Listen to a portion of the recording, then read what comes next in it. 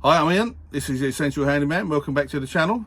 Today I'm going to show you a quick tip on how to get fruit from your trees.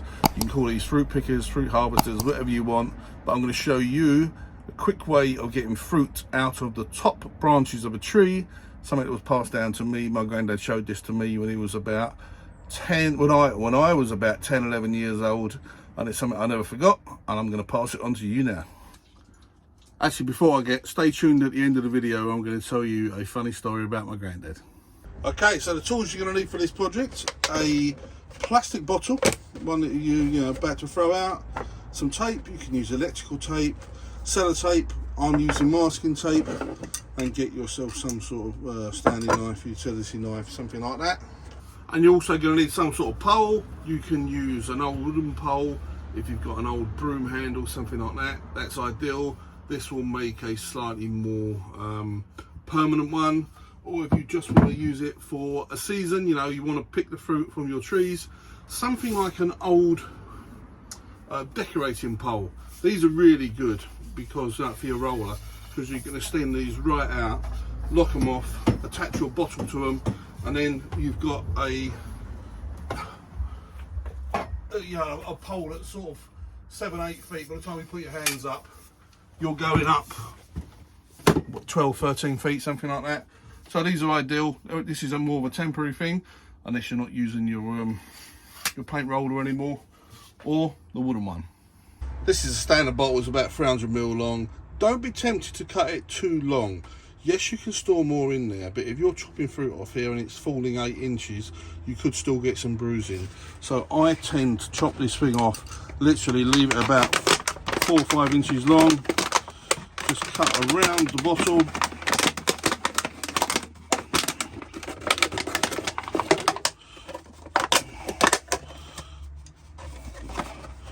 Level that off a little bit because it's not very square, doesn't meet up. And then I cut a little V. Just cut a little V in one side. So this is your bottle. And you can see the V that's been cut in there where my finger is. See? That's what you use to cut the branches. Now simply push it onto your long stick or pole, whatever you're using.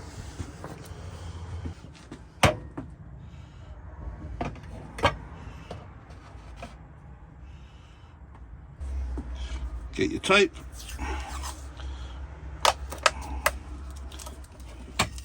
and secure it on.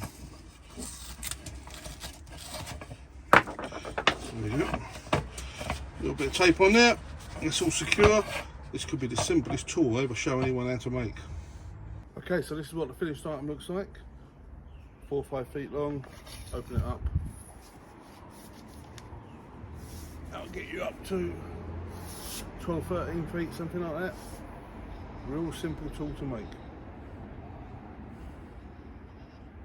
Okay, so I'm next door to my neighbour's garden. Now, one caveat is that this is made from quite a flimsy bottle, so we're going to try and get the fruit down with it. If not, we'll go back and we'll make it with a sturdier bottle. I've got some aloe vera bottle inside, so that might work. But this channel's all about showing the faults as well, and it's a learning process, isn't it? If it doesn't work, we'll try it with something else.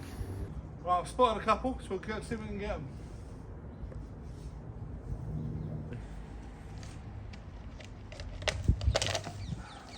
There you go.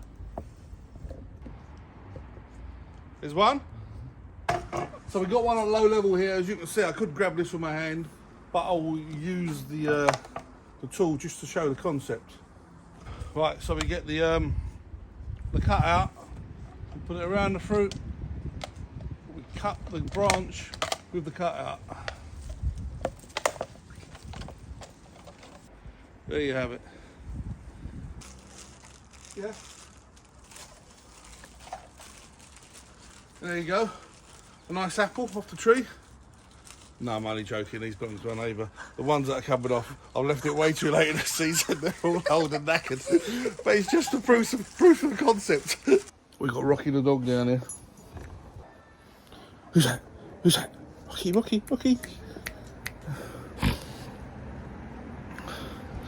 Yeah, I wish my neighbour still had fruit like that on her tree, but it's the 1st of October, so it's all a bit gammy, nothing looking like stuff. Just come out of Tesco's. So, thanks for watching the video. As I say, it's the really cheap, easy way of getting your stuff from your apple trees, pear trees, etc. You can make it in the way I've shown, or if you want to buy one, I'll put some links to some Amazon pages where you can buy a proprietary one if you want to spend your money and not make one yourself. Thanks for joining me. What I would say is recently, analytics, I've been looking at it, only about 1% of the people who watch my videos actually subscribe. So do me a favour, please. Just hit the subscribe button. Doesn't cost you a penny, and you help me out enormously with the channel. I'd like to try and get to sort of the next milestone, which is 2,000 subs. So thanks for joining me. See you on the next video. See ya. Okay, so funny story about my granddad then.